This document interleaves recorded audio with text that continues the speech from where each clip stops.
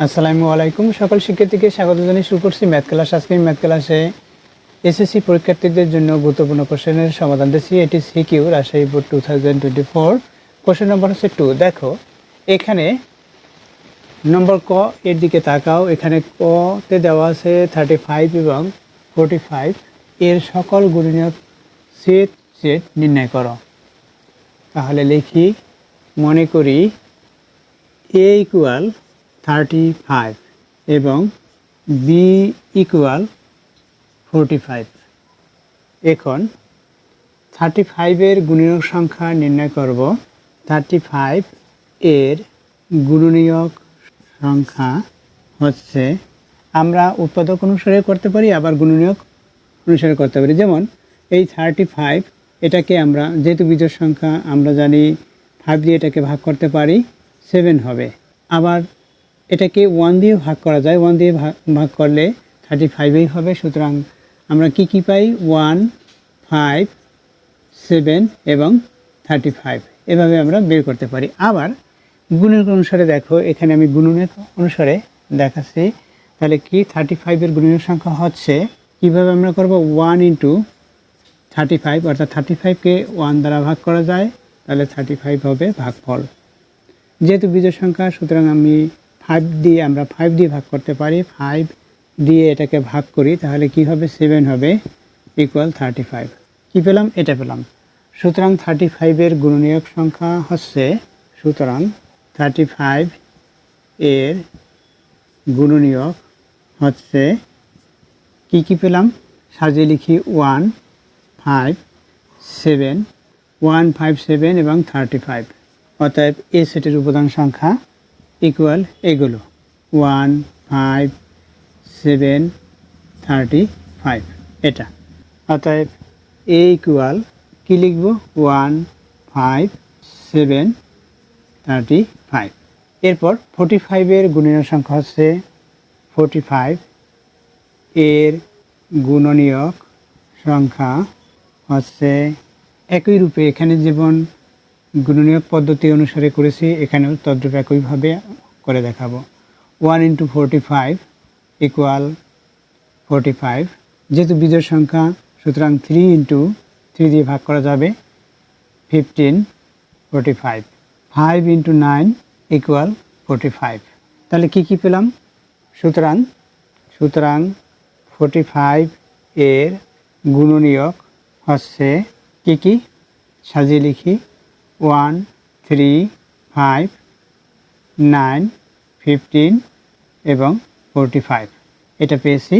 অর্থাৎ এ সেট, এখানে যেমন এ সেটের উপাদান সংখ্যা বলার পরে লিখছি, এখানে আমরা সংক্ষিপ্ত লিখতে পারি। অতএব আমরা সরাসরি এখানে এখন লিখে দিতে পারি বি সেট ইকুয়াল, যেহেতু বি এর উপাদান সংখ্যা নির্ণয় করতেছি, বি সেট এর উপাদান সংখ্যা হচ্ছে কি 1, 3, 5, 9 এবং 45 এটা পেয়েছি।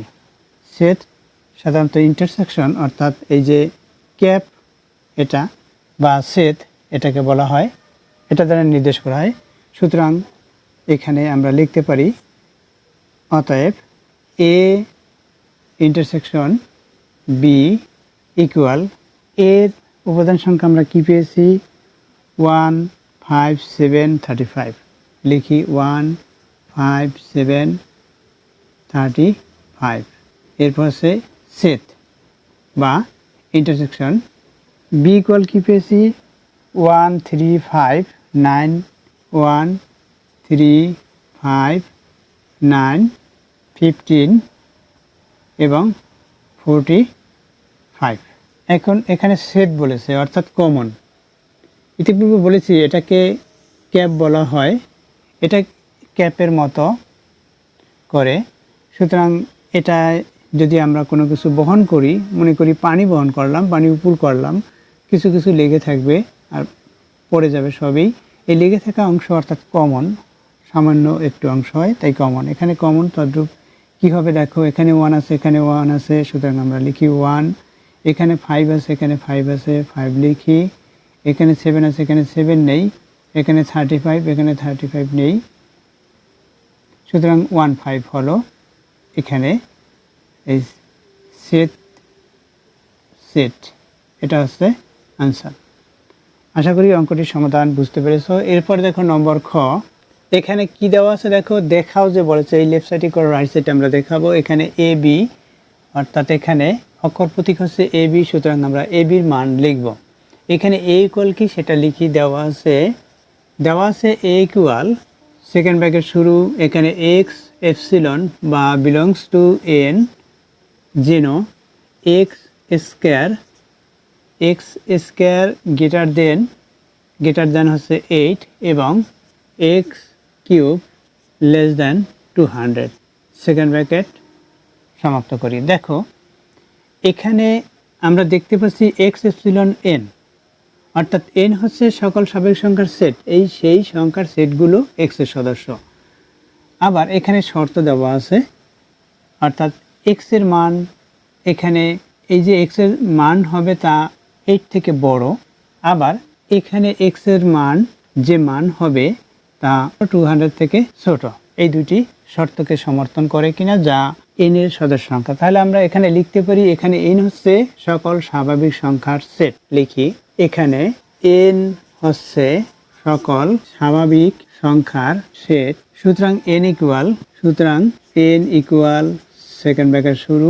আমরা স্বাভাবিক সংখ্যার সংজ্ঞা কি জানি? শূন্য ব্যতীত সকল ধনাত্মক অখণ্ড সংখ্যাকে স্বাভাবিক সংখ্যা বলা হয়, অর্থাৎ 1 2 3 4 ডট ডট ডট কমা ডট ডট ডট, এটা হচ্ছে স্বাভাবিক সংখ্যার সেট। যখন এক্স ইকুয়াল 1 হয় তখন এক্স স্কোয়ার ইকুয়াল 1কে স্কোয়ার ইকুয়াল 1 হলো। তাহলে 1-এর চেয়ে এখানে 8 বড়, সুতরাং এখানে গ্রেটার দেন পরিবর্তন হলো, লেস দেন হলো 8, এবং এক্স কিউব ইকুয়াল কি ধরেছি, এক্স এর মান 1কে তাহলে কিউব ইকুয়াল 1-এর চেয়ে 200 বড়, অর্থাৎ এই 1 হলে দ্বিতীয় শর্তটি সমর্থন করে, অর্থাৎ এই শর্তটি প্রযোজ্য হয়। দ্বিতীয় শর্ত সমর্থন করে, অর্থাৎ প্রথম শর্ত সমর্থন করে না 1 হলে। যখন এক্স ইকুয়াল 2 হয় তখন এক্স স্কোয়ার ইকুয়াল 2কে স্কোয়ার ইকুয়াল 4-এর চেয়ে 8 বড়, সুতরাং এখানে লেস দেন 8, এবং এক্স কিউব ইকুয়াল 2কে কিউব ইকুয়াল 8-এর চেয়ে 200 বড়, সুতরাং এখানে লেস দেন 200। যখন এক্স ইকুয়াল 3 হয় তখন এক্স স্কোয়ার ইকুয়াল 3কে স্কোয়ার ইকুয়াল 9, 8-এর চেয়ে 9 বড়, সুতরাং এখানে গ্রেটার দেন 9। দেখো এখানে 3 এর জন্য প্রথম শর্তটি প্রযোজ্য হলো, এবং এক্স কিউব ইকুয়াল 3কে কিউব ইকুয়াল 27-এর চেয়ে 200 বড়, সুতরাং লেস দেন 200, অর্থাৎ দ্বিতীয় শর্ত প্রযোজ্য। এক্স এর মান 1 2-র জন্য প্রথম শর্ত সমর্থন করেনি, দ্বিতীয় শর্ত সমর্থন করেছে। 3-এর জন্য দুইটি শর্তই সমর্থন করেছে, অর্থাৎ এক্স ইকুয়াল 3-এর মান সঠিক হবে। এরপর দেখি, যখন এক্স ইকুয়াল 4 হয় তখন এক্স স্কোয়ার ইকুয়াল 4কে স্কোয়ার ইকুয়াল 16, এখানে গ্রেটার দেন 8, অর্থাৎ প্রথম শর্ত সমর্থন করলো, এবং এক্স কিউব ইকুয়াল 4কে কিউব ইকুয়াল কত হয়, 4কে কিউব করলে 64, লেস দেন 200, অর্থাৎ দ্বিতীয় শর্ত সমর্থন করে। এক্স ইকুয়াল 4-এর জন্য দ্বিতীয় শর্ত সমর্থন করে, কারণ এখানে আমরা দেখতে পাচ্ছি এখানে গ্রেটার দেন হলো যা প্রথম শর্ত সমর্থন করেছে, দ্বিতীয় শর্ত লেস দেন যা দ্বিতীয় শর্ত সমর্থন করলো। এখন হচ্ছে যখন এক্স ইকুয়াল 5 হয় তখন এক্স স্কোয়ার ইকুয়াল 5কে স্কোয়ার ইকুয়াল 25, এখানে গ্রেটার দেন 8 হচ্ছে 25 বড়, এবং এক্স কিউব ইকুয়াল 5কে কিউব ইকুয়াল কত হবে, 5 × 5 × 5, 5-এর সাথে 5 গুণ করি তাহলে 25 হবে, সেই 25-এর সাথে 5 গুণ করি 125 হবে। দেখো 125-এর চেয়ে 200 বড়, সুতরাং এখানে লেস দেন 200 হলো। যখন এক্স ইকুয়াল 6 হয় তখন এক্স স্কোয়ার ইকুয়াল 6কে স্কোয়ার 6 × 6 অর্থাৎ 36 গ্রেটার দেন 8, এবং এক্স কিউব ইকুয়াল 6কে কিউব ইকুয়াল 6 × 6 × 6, তাহলে 216 হয়। দেখো 6-এর সাথে 6 গুণ করি 36 হবে, 36-এর সাথে 6 গুণ করি কত হয়, দেখো 6-এর 6 গুণ করি 36-এর 6 লিখেছি, এটা দিয়ে এটাকে গুণ করি 18-এর সাথে 3 প্লাস করি তাহলে কি হবে 21, অর্থাৎ 216 হলো। 216, এই 200 চেয়ে বড়, সুতরাং এখানে গ্রেটার দেন 200 হলো। দেখো দ্বিতীয় যে শর্ত, এই যে শর্তটি এখানে লেস দেন ছিল, এটা গ্রেটার দেন হলো 6 মানের জন্য। সুতরাং দ্বিতীয় শর্ত x = 6 হলে দ্বিতীয় শর্ত সমর্থন করে না। তাহলে কি কি পেলাম আমরা? অর্থাৎ দুইটি শর্তই সমর্থন করে এমন মান হচ্ছে 3, 4, 5, x এর মান 3, 4, 5। অতএব a ইকুয়াল, অর্থাৎ s সেট ইকুয়াল কি হবে? 3, 4 এবং 5। আমরা পেয়েছি a ইকুয়াল 3, 4, 5। এরপর দেখো b এর মান নির্ণয় করব। এখানে b ইকুয়াল কি দেওয়া আছে লিখি, দেখো, এবং b ইকুয়াল সেকেন্ড ব্র্যাকেট শুরু x এপসিলন n, যেন x জোড় সংখ্যা, x জোড় সংখ্যা, এখানে x লেস দেন ইকুয়াল 6, এখানে জোড় সংখ্যা x জোড় সংখ্যা x লেস দেন ইকুয়াল 6। তাহলে কি হবে?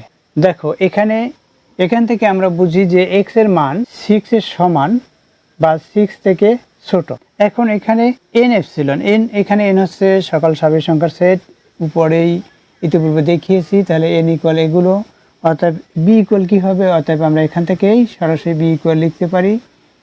শুধুমাত্র জোড় সংখ্যাগুলো আমরা লিখব। তাহলে স্বাভাবিক সংখ্যার সেট হচ্ছে 1, 2, 3, 4, 5, অর্থাৎ জোড় বিজোড় দুটিই। সুতরাং আমরা এখানে শুধুমাত্র জোড় সংখ্যা লিখব, অর্থাৎ যা 6 এর সমান বা 6 থেকে ছোট, যা 2, 4 এবং 6, এটা জোড় সংখ্যা, এটা b এর মান 2, 4, 6 এবং এর মান পেয়েছি, এটা সংক্ষিপ্ত করেছি। দেখো এরপর হচ্ছে আমরা লেফট সাইড এবং রাইট সাইড প্রমাণ করব। সুতরাং এরপরের অংশ দেখো কিভাবে করতে হয়। তাহলে দেখো লেফট সাইড লিখি, লেফট সাইড বা left hand side, left side দিয়ে লেফট সাইড তুলি। এখানে a ইউনিয়ন b, এটা হচ্ছে লেফট সাইড, ইকুয়াল a সেটের উপাদান সংখ্যা কি সেটা যা আমরা পেয়েছি সেটা লিখি। a সেটের উপাদান সংখ্যা হচ্ছে সেকেন্ড ব্র্যাকেট শুরু 3, 4 এবং 5। এরপর হচ্ছে ইউনিয়ন b সেটের উপাদান সংখ্যা আমরা লিখব। b সেট হচ্ছে 2, 4 এবং 6। ইউনিয়নের কি হবে অ্যান্সার? এটা কাপের মতো, সুতরাং সব কিছু বহন করা যায়। সুতরাং এটাই অ্যান্সার হবে কমন আনকমন। আমরা সাজিয়ে লিখব, আনকমন কমন সবগুলো সাজিয়ে লিখি। এখানে 2, তারপর 3, 4 হচ্ছে কমন, এখানে 4, এখানে 4 আছে, 5, এরপর হচ্ছে 6। এটা পেয়েছি লেফট সাইড। এখন রাইট সাইড লিখি। রাইট সাইড কি তুলি? অপরিবর্তিত অবস্থায় রাইট সাইডটা তুলে নিই।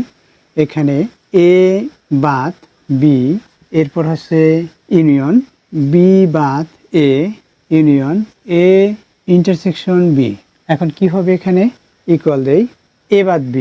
এই রাইট সাইড লিখেছি। এখানে আমরা ভিন্ন ভিন্ন করে এতটুকু করে প্রথমে বের করতে পারি, তারপর সব মানগুলো এটাই বসিয়ে করতে পারি। আমরা ভিন্ন ভিন্নভাবে করি যাতে সহজ হয়। অতএব a বাদ b ইকুয়াল এর কি মান? এর উপাদান সংখ্যা কি কি পেয়েছি? এখানে 3, 4, 5, বাদ মাইনাস সাইন বা এভাবেও দিতে পারি। b এর উপাদান সংখ্যা কি কি? 2, 4 এবং 6। এটা কি হবে? বাদ যেগুলো মিলে যায় সেটা বাদ, অর্থাৎ প্রথম সেট থেকে, অর্থাৎ প্রথম পদের যে সেট আমরা সেটের উপাদান সংখ্যা দেখতে পাচ্ছি, এটা থেকে এটাই যেগুলো দ্বিতীয় সেটের উপাদান সংখ্যা মিলে যাবে সেটা বাদ হবে, যেটা মিলবে না সেটা লিখতে হবে। কিন্তু দ্বিতীয় সেটের যে উপাদান সংখ্যা সেটা লেখা যাবে না। অর্থাৎ এখানে 3 আছে, এখানে 3 নেই, কিন্তু 3 বাদ যাবে না, সুতরাং 3 লিখি। এরপর কমা, এখানে 4 আছে, এখানে 4 আছে, 4 থেকে 4 বাদ, 4 লেখা যাবে না। এখানে 5 আছে, এখানে 5 নেই, সুতরাং 5 লেখা যাবে। এটা পেলাম। কিন্তু এখানে 6 লেখা যাবে না, কারণ এটা প্রথম সেটে যদি 6 থাকতো সেটা বাদ যেত। তাই এই দ্বিতীয় সেটের যেটা উপাদান সংখ্যা থাকবে সেটা প্রথম সেটে যদি নাও থাকে সেটা বাদ হয়। এটা পেলাম আমরা প্রথম অংশ থেকে। দ্বিতীয় অংশ কি? দ্বিতীয় অংশ লিখি। অতএব b বাদ a ইকুয়াল b এর কি মান? অর্থাৎ b সেটের উপাদান সংখ্যা কি কি? 2, 4, 6, এটা পেলাম। এরপর হচ্ছে বাদ a সেটের উপাদান সংখ্যা লিখি 3, 4, 5, এটা লিখলাম। এরপর কি এখানে বাদ কোনগুলো হবে? দেখো এখানে 2 আছে, এখানে 2 নেই, সুতরাং 2 লিখতে পারি আমরা, কারণ প্রথম সেটের যে উপাদান সংখ্যা থাকে যেটা দ্বিতীয় সেটে থাকে না সেটা আমাদের লিখতে হয়। এখানে 4 আছে, এখানে 4 আছে, 4 থেকে 4 বাদ, এখানে 6 আছে, এখানে 6 নেই, সুতরাং 6 লিখি। অর্থাৎ দ্বিতীয় অংশ থেকে এটা পেয়েছি। তৃতীয় অংশ কি? অতএব তৃতীয় অংশ লিখি। দেখো তৃতীয় অংশ কি? তৃতীয় অংশ এটা a ইন্টারসেকশন b, এটা হচ্ছে তৃতীয় অংশ, ইকুয়াল দেই। ফার্স্ট ব্র্যাকেট ব্যতীত লিখেছি। আমরা এর সেটের যে উপাদান সংখ্যা আছে সেটা লিখি। এখানে 3 4 5 লিখি, 3 4 5। এখানে ইন্টারসেকশন বি সেটের উপাদান সংখ্যা কি কি, 2 4 6 ইকুয়াল। এখানে কমন কোনগুলো, যেগুলো মিলে যায় সেগুলো কমন। দেখো এখানে 3 আছে, এখানে 3 নেই, এখানে 4 আছে, এখানে 4 আছে, সুতরাং 4 কমন, অর্থাৎ এটা ইন্টারসেকশন বা সেট। এখানে 5 আছে, এখানে দেখো 5 আছে, এখানে 5 নেই, সুতরাং শুধুমাত্র 4ই হলো এখানে, এটা পেয়েছি। এরপরে অংশ দেখো, অতএব লেফট সাইড অপরিবর্তিত অবস্থায় তুলি। এখানে এ বাদ বি ব্র্যাকেট শেষ করি, ইউনিয়ন বি বাদ এ ব্র্যাকেট শেষ করি, ইউনিয়ন এ ইন্টারসেকশন বি লিখলাম। এখন কি হবে, এ বাদ বি এর মান কি পেয়েছি, এ বাদ বি ইকুয়াল পেয়েছি আমরা, এটা লিখি 3 5। এরপর ইউনিয়ন বি বাদ এর কি মান পেয়েছি, এটা পেয়েছি। এরপর ইউনিয়ন সেকেন্ড ব্র্যাকেট শুরু, বি বাদ এর কি মান পেয়েছি, এটা পেয়েছি 2 6 ব্র্যাকেট শেষ করি। এরপর ইউনিয়ন আবার এ ইন্টারসেকশন বি এর মান কি পেয়েছি, দেখো এ ইন্টারসেকশন বি ইকুয়াল আছে 4 পেয়েছি, এই 4 লিখলাম। এখানে সেকেন্ড ব্র্যাকেট শেষ করি, ইকুয়াল দেই। দেখো এখানে আমরা ইউনিয়ন দেখতে পাচ্ছি। ইউনিয়ন হচ্ছে অর্থাৎ সংযোগ, সেট হচ্ছে কমন আনকমন, সুতরাং আমরা এখান থেকে কমন আনকমন লিখব। সেকেন্ড ব্র্যাকেট শুরু করি, কমন অংশটুকু আনকমন অংশটুকু সাজিয়ে লিখি। এখানে 2 আছে, এখানে 2 নেই, দেখো কোথাও, এখানে 2 আছে, 2 হচ্ছে আনকমন। এরপর দেখো 3 আছে, 3 লিখি। তারপর দেখো 4 আছে, 4 লিখি। এরপর দেখো 5 আছে, 5 লিখি। পর 6 আছে, 6 লিখি। এই অংশটুকু পেয়েছি আমরা রাইট সাইডের মান। দেখো left side equal right side হলো কিনা আমরা মিলিয়ে দেখি। এখানে 2 আছে, এখানে 2 আছে, 3 আছে, 3 আছে, 4 আছে, 4, অর্থাৎ একই হলো left side equal right side. সুতরাং আমরা লিখতে পারি অতএব left side equal right side. এখানে দেখাও যে বলেছে, সুতরাং শুট লিখতে পারি বা শোন, শুট লিখি, SHOWED, শুট, অর্থাৎ দেখানো হলো। আশা করি অঙ্কটির সমাধান বুঝতে পেরেছো। এরপর দেখো নম্বর গ, দেখো নম্বর গ, সুতরাং গ নম্বর লিখি। এখানে গ নম্বরে কি দেওয়া আছে দেখো নম্বর গ আমরা দেখতে পাচ্ছি কি, প্রমাণ করো যে সি এর উপাদানটি একটি অমূল্য সংখ্যা। সি ইকুয়াল কি দেওয়া আছে লিখি। প্রথমে নম্বর গ লিখি, দেওয়া আছে কি, এখানে তাকাও, দেওয়া আছে কি সেটা দেখো, সি ইকুয়াল সেকেন্ড ব্র্যাকেট শুরু √7, এটা দেওয়া আছে। এই উপাদানটি অর্থাৎ সি সেটের যে উপাদানটি পেয়েছি, এটা কি একটি অমূলক সংখ্যা কিনা সেটা আমরা প্রমাণ করব। তাহলে লিখি, মনে করি আমরা সাধারণত জানি প্রথম বর্গ সংখ্যা 1, দ্বিতীয় হচ্ছে বর্গ সংখ্যা 4। দেখো 4-এর চেয়ে এই √7, মনে করি রুট নেই, এখানে √7 এর রুট যদি না থাকে, শুধুমাত্র 7, আমরা জানি 4-এর চেয়ে 7 বড়, এবং 7-এর চেয়ে বড় বর্গ সংখ্যা হবে যা 4-এর পরে, যেমন 9। দেখো বা আমরা এখানে উক্তি চিহ্ন ব্যবহার করতে পারি। এখানে দেখো এই 7-এর বর্গমূল √ওভার, সুতরাং আমরা এটাকে যদি √ওভার দেই প্রত্যেকটি অঙ্ককে, অর্থাৎ 4-কে দিলাম, এরপর লেস দেন 7-কে দিলাম, 4-এর চেয়ে 7 বড়, আবার 7-এর চেয়ে 9 বড়, আমরা প্রত্যেকটিকে বর্গমূল করতেছি এবং 9-কে দিলাম। তখন কি হবে দেখো, 4-কে যদি বর্গমূল করি 2 হবে, এবং √7-কে বর্গমূল করলে 2 পয়েন্ট সামথিং, এবং 9-কে বর্গমূল করলে 3 হবে। দেখো অর্থাৎ 2-এর চেয়ে এটা বড়, এটার চেয়ে ছোট। এখানে দেখো আমরা দেখতে পাচ্ছি 2 হচ্ছে একটি স্বাভাবিক সংখ্যা, আবার 3 হচ্ছে একটি স্বাভাবিক সংখ্যা। অর্থাৎ এটাকে যদি বর্গ করি আমরা, তাহলে 4 পাবো, এটাই বর্গ করলে 7, এটাকে বর্গ করলে 9 পাবো। কিন্তু এখানে এই দুইটি স্বাভাবিক সংখ্যা 2 এবং 3-র মধ্যে এই √7, অর্থাৎ 2-এর পরের সংখ্যা হচ্ছে 3, কিন্তু 2-3-র মধ্যে এরকম কোনো সংখ্যা নেই। তাহলে এখানে আমরা লিখতে পারি এই √7 2 থেকে বড়, কিন্তু 3 থেকে ছোট। এখানে √7 2 থেকে বড় এবং 3 থেকে ছোট, সুতরাং √7 স্বাভাবিক সংখ্যা অথবা পূর্ণ সংখ্যা নয়। যেহেতু স্বাভাবিক সংখ্যার সেট আমরা জানি শূন্য ব্যতীত সকল ধনাত্মক অখণ্ড সংখ্যা, অর্থাৎ 1 2 3, এগুলো, এবং পূর্ণ সংখ্যার সেট হচ্ছে শূন্য সহ সকল ধনাত্মক ও ঋণাত্মক অখণ্ড সংখ্যা, সকল ধনাত্মক ও ঋণাত্মক অখণ্ড সংখ্যাই হচ্ছে পূর্ণ সংখ্যা, অর্থাৎ 0 +-1 +-2 +-3 ... এভাবে পূর্ণ সংখ্যার সেট আমরা এগুলো জানি। দেখো, সুতরাং এই 1 2 বা এখানে এই যে 2 -2 বা +2 বা -3 এরকম কোনো সংখ্যার মধ্যে √7 নেই। সুতরাং √7 পূর্ণ সংখ্যা বা স্বাভাবিক সংখ্যা নয়। তাহলে মনে করি √7 একটি মূলদ সংখ্যা। তাহলে লিখি, মনে করি √7 একটি মূলদ সংখ্যা। সুতরাং √7 = p/q। যখন আমরা √7 মূলদ সংখ্যা ধরেছি তখন √7 = p/q। এখানে p এবং qর মধ্যে এক ভিন্ন অন্য কোনো উৎপাদক নেই। লিখি, এখানে p ও q এর মধ্যে 1 ভিন্ন অন্য কোনো উৎপাদক সংখ্যা নেই। দেখো, পিকুর মধ্যে এক ভিন্ন অন্য কোনো উৎপাদক সংখ্যা নেই, যেহেতু 1p 1q, সুতরাং একই হচ্ছে উৎপাদক সংখ্যা।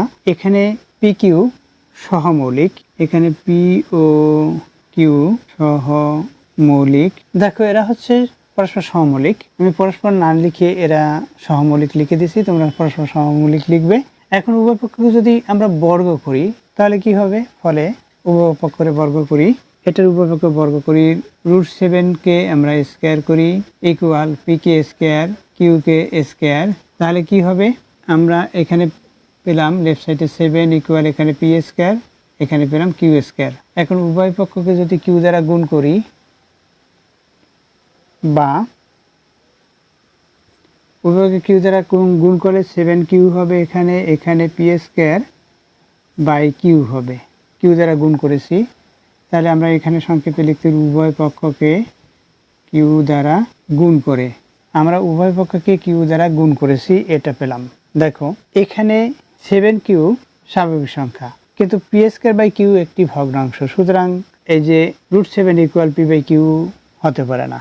এখানে 7q স্বাভাবিক সংখ্যা এবং p স্কয়ার বাই q, অর্থাৎ এই যে p স্কয়ার বাই q এর মধ্যে এক ভিন্ন অন্য কোনো উৎপাদক নেই। p স্কয়ার বাই q একটি ভগ্নাংশ, p স্কয়ার বাই q একটি ভগ্নাংশ। এখানে p স্কয়ার ও q এর মধ্যে এক ভিন্ন অন্য কোনো উৎপাদক নেই। p স্কয়ার ও q এর মধ্যে 1 ভিন্ন অন্য কোনো উৎপাদক নেই। এরপর কি এখানে দেখাই, সুতরাং √7 = p/q আকারে হতে পারে না। অর্থাৎ আমরা প্রথমে এটা লিখে 7q = p square by q হতে পারে না, √7 = p/q আকারে লেখা যায় না বা হতে পারে না। সুতরাং √7 মূলদ সংখ্যা নয়, সুতরাং √7 একটি অমূলদ সংখ্যা। সুতরাং √7 একটি অমূলদ সংখ্যা। দেখো, প্রমাণ করতে বলেছে, সুতরাং আমরা প্রমাণিত লিখব, প্রমাণিত। আশা করি অঙ্কটির সমাধান বুঝতে পেরেছ।